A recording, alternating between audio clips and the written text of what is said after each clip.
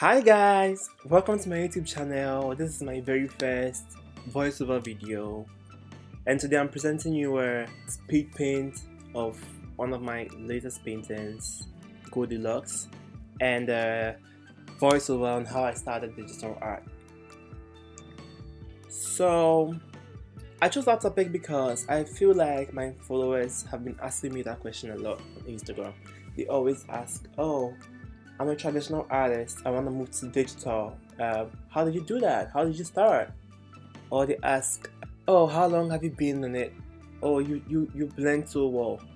Do you have any tips for beginners? Or how long do you think it would take me to get there? What software do you use? How did you start?" So I'm going to answer all those questions today in this video. So I'm just going to start with how I began digital painting. So I began drawing digitally in 2012, which I discovered on the internet. I was kind of bored with doing the traditional one, the paper and pencil one, and I also realized that I'd seen storybooks, I'd seen cartoons, I'd seen illustrations which were had a lot of color and saturation, and I knew those weren't done on paper. There should be something.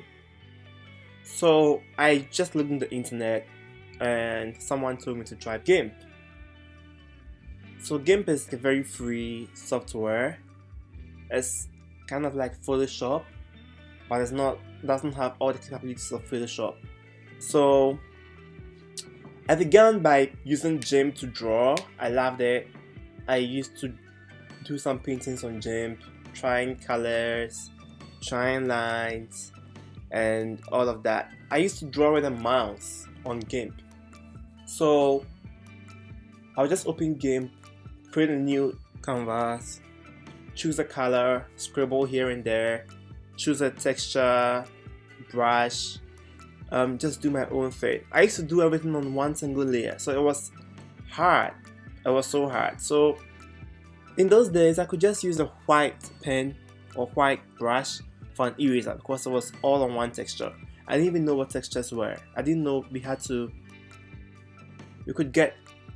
didn't know what layers are. Sorry, not textures, layers. I didn't know we could get you could draw on different layers, or each layer even had a blending mode. So I just did everything on one layer, which was so hard considering the fact that I was drawing with a mouse. I was just a beginner too.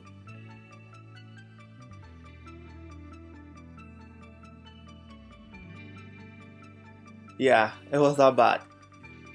As I began to use GIMP, someone also recommended Side to me, and Paint to Side was so good. Even though I was still drawing with a mouse, it was so friendly. The brushes and the textures and the blending, the shading and everything was so good. So I really enjoyed painting some works with Paint to Side. Really improved so much, but it was kind of an improvement. It was better than what I used to do before. Also trying out new things all the time, like exploring. If I don't know how to do something, I just Google it. Hey, how to do that in Paint to Side, how to do that here, how to do that here. And I gradually got Photoshop itself. So when I got Photoshop, I just set bye to Paint to Side. And I started using Photoshop. And I just used to ask a lot of questions online again. Like, hey, how can I make this effect on Photoshop? How can I do that? So during that process, I learned a lot. I was still drawing with a mouse, but I learned a lot. I learned we could have layers. I had to make a line art over everything else. I learned that we could use blending modes.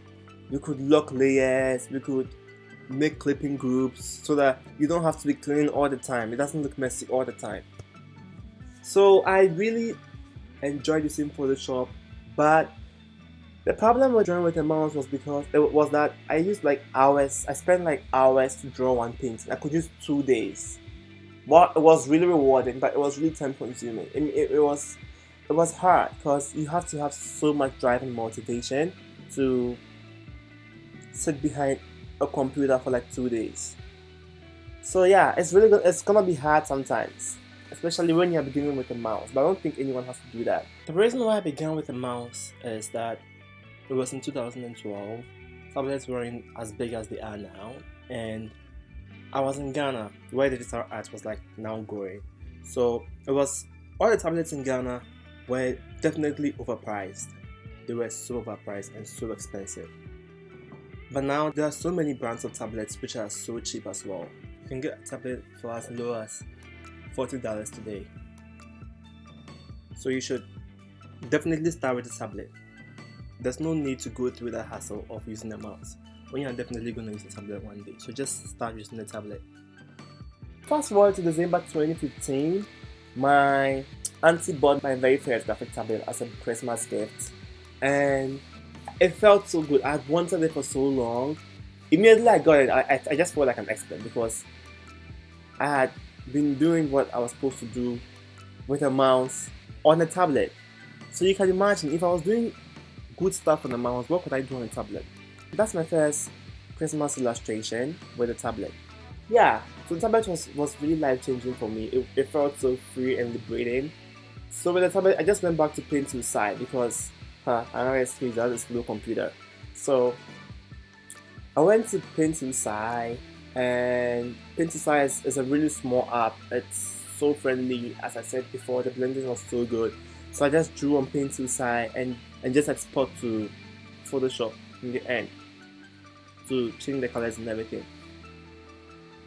So that's what I did until 2018 when I decided to go fully on Photoshop because my Mac doesn't support Paint side.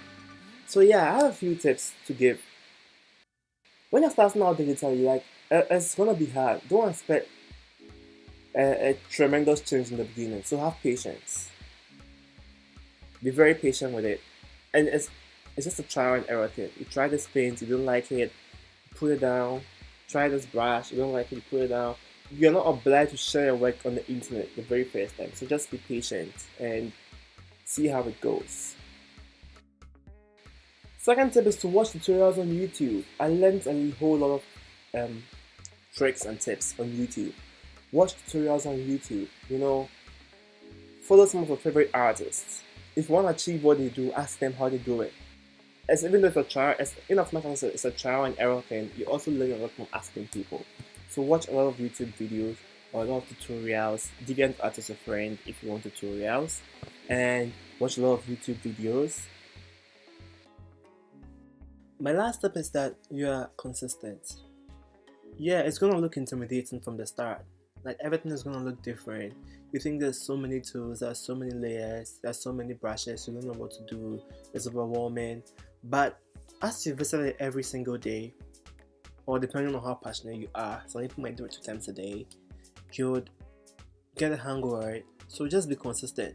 Come today, when you do it, you come tomorrow, you build up on what you did yesterday. That's how the whole process is. It's about building up on what you have. When you do it today and then you do another one maybe next year or next month, you're definitely going to forget every tip you learned in the start. So be consistent with it. Just keep on practicing. Once you get a grip of it in the beginning, you're definitely going to be fine. You will learn to love the app as you use it and as you are very patient with it.